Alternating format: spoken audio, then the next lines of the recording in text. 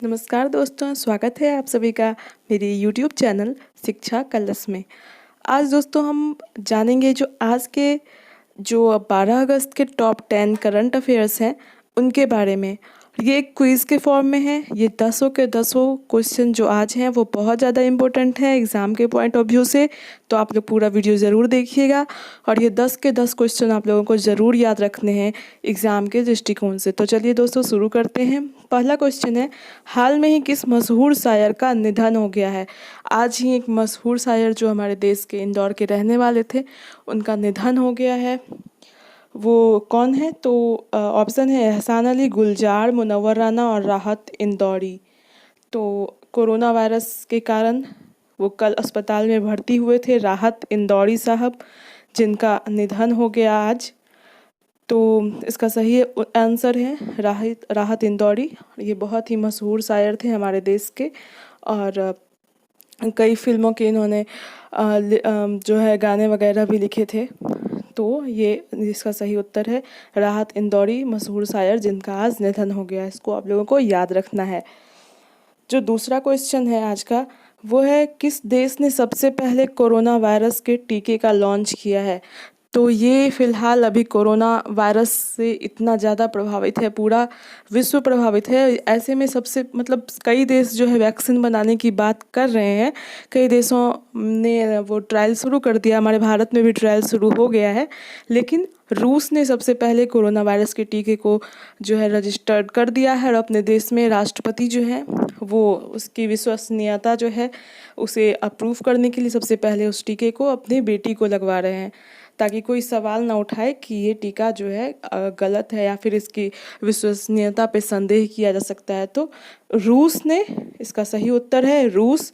ना ही अमेरिका, ना ही चीन, ना ही भारत, किसी ने पहले इस टीके को लॉन्च किया। सबसे पहले लॉन्च किया इस टीके का तो रूस ने।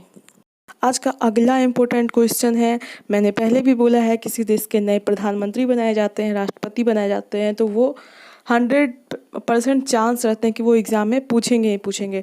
तो वाल्टर रोजर मार्तोस रुइज ये किस देश के नए प्रधानमंत्री बनाए गए हैं? रूस, श्रीलंका, मालदीव या पेरू? तो इसका सही उत्तर है पेरू। पेरू के नए जो है वो प्रधानमंत्री बनाए गए हैं Walter Roger मार्तोस Ruiz.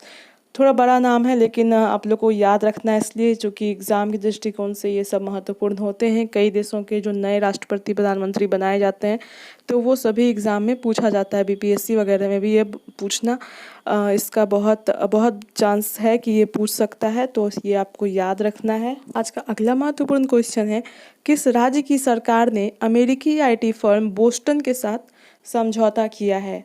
Uttar Pradesh, Maharashtra, Andhra Pradesh या फिर गुजरात? तो अमेरिकी आईटी फर्म है, इसके साथ किया है किस राज्य ने समझौता? तो ऐसे क्वेश्चन भी एग्ज़ाम में अक्सर पूछे जाते हैं। अगर कोई राज्य जो है किसी अपने काम के लिए या फिर किसी परियोजना के लिए अगर किसी विदेशी कंपनी के साथ या विदेश के साथ समझौता करता है तो ये भी क्वेश्चन बहुत इंपॉर्टेंट होते हैं एग्ज़ाम के पॉइंट ऑफ व्यू से। तो इसका सही उत्तर है आंध्र प्रदेश। आंध्र प्रदेश के मुख्यमंत्री ने, आंध्र प्रदेश की सरकार ने ये समझौता किया है अमेरिकी आईटी फर्म बोस्टन के साथ। आज का एक बहुत बड़ा और एक चौंकाने वाला ये एक घटना हुई है आज इस देश में। अभी हाल में ही सभी जानते हैं एक देश में बहुत बड़ी दुर्घटना हुई। हालांकि इसमें किसी का दोष नहीं दिया जा सकता है, लेकिन जो जिसकी सरकार रहती है तो ऐसे घटनाक्रम के बाद उनके ऊपर सारा दोष आता है। तो अभी हाल में ही में जो है एक दुर्घटना हुई थी जिसमें बम धमाका हुआ था और बगल में केमिकल ढेर सारी थी, तो इस कारण से वो जो है बहुत बड़ा रूप ले लिया उस धमाके ने। तो इस देश की प्रधानमंत्री जो थे उनसे लगातार इस्तीफे की मांग हो रही थी, तो इन्होंने अपने पूरे कैबिनेट के साथ जो है इस्तीफ़ा दे दिया है इस घटना के बाद। तो किस देश में ये घटना हुई थी ये सभी को पता है, फिर भी मैं ऑप्शन बता देती हूँ, लेबनान, ईरान, सीरिया या पाकिस्तान।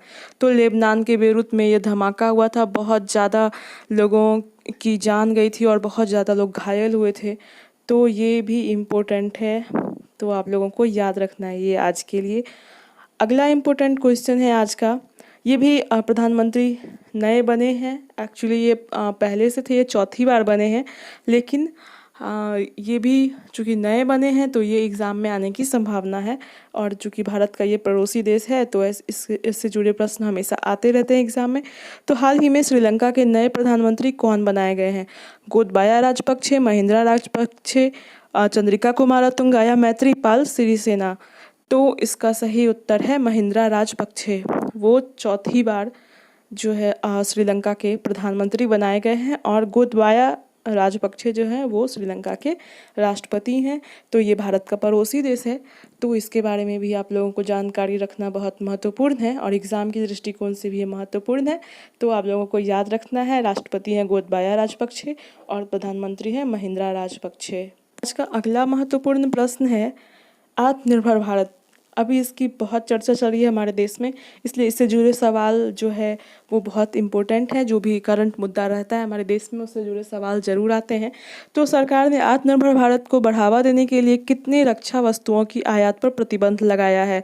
मतलब उसकी खरीदारी नहीं की जाएगी बाहर से। अब हमारे देश में ही इन रक्षा उत्पादनों का जो है रक्षा जो सामग्री है उनका उत्पादन होगा, किसी देश से नहीं खरीदा जाएगा। और जो देश में बनी ये सामग्रियां हैं तो उन्हें जो हमारा रक्षा डिपार्टमेंट है उसमें इन्हें शामिल किया जाएगा।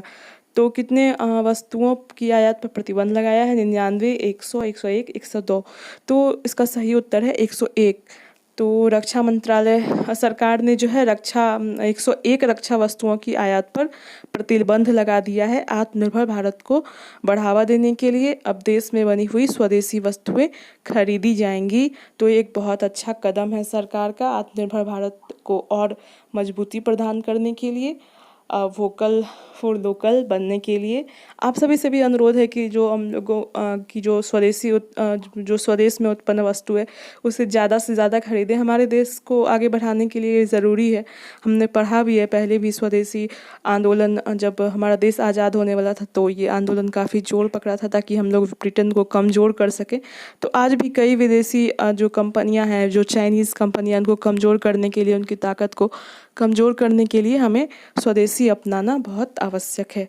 तो आज का अगला क्वेश्चन है राष्ट्रीय अवसंरचना पाइपलाइन ऑनलाइन डैशबोर्ड किसने लॉन्च किया है? तो ये इकोनॉमिक से रिलेटेड क्वेश्चन है। तो इसका ऑप्शन है अमित शाह, राजनाथ सिंह, स्मृति ईरानी, निर्मला सीतारमन। तो इकोनॉमी से रिलेटेड टर्म है तो जाहिर है कि वित्त मंत्री हमारी निर्मला सीतारमन है। तो इसे लॉन्च किया है निर्मला सीतारमन ने। आज का अगला जो क्वेश्चन महत्वपूर्ण है, ये भी वही प्रधानमंत्री राष्ट्रपति से रिलेटेड है, जो कि मैं पहले भी बोल चुकी हूँ। किसी भी देश के नए राष्ट्रपति प्रधानमंत्री बनते हैं तो वो बहुत इम्पोर्टेंट होता है। तो अलेक्जेंडर लुकाशेंको लगातार छठी बार किस देश के राष्ट्रपति चुने गए हैं? माली, सिंगापुर, मॉरिशस या बेलारूस?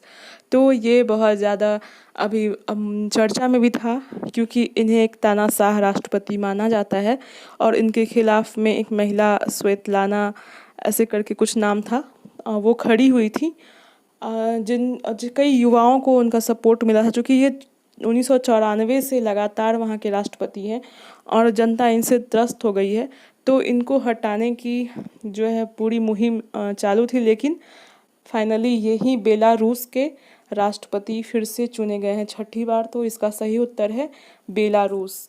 आज का अगला और सबसे आखिरी महत्वपूर्ण क्वेश्चन है, इसमें एक्चुअली 2-3 क्वेश्चन एक साथ मिले हुए हैं। राष्ट्रीय हाथी दिवस मनाया जाता है 12 अगस्त को, जो कि आज है।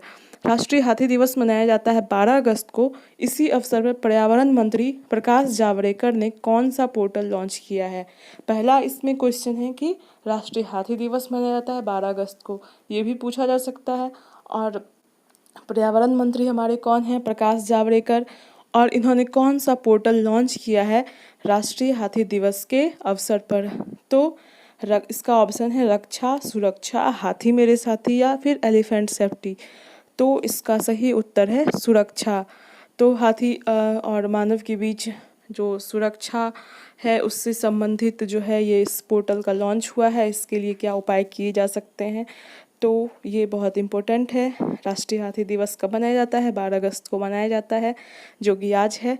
तो यही आज के सभी 10 करंट अफेयर थे जो एग्ज़ाम के दृष्टिकोण से सारे के सारे बहुत ज़्यादा इम्पोर्टेंट हैं। तो आप लोग सभी को इसे याद रखना है।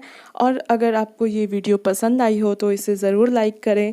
और हमारे इस चैनल को अगर आपने सब्सक्राइब नहीं किया है तो सब्सक्राइब कर लें, क्योंकि रोज़ नए नए करंट अफेयर्स या फिर नए मुद्दों पर मैं आप सबसे बात करती रहती हूँ। धन्यवाद। शुभ रात्रि।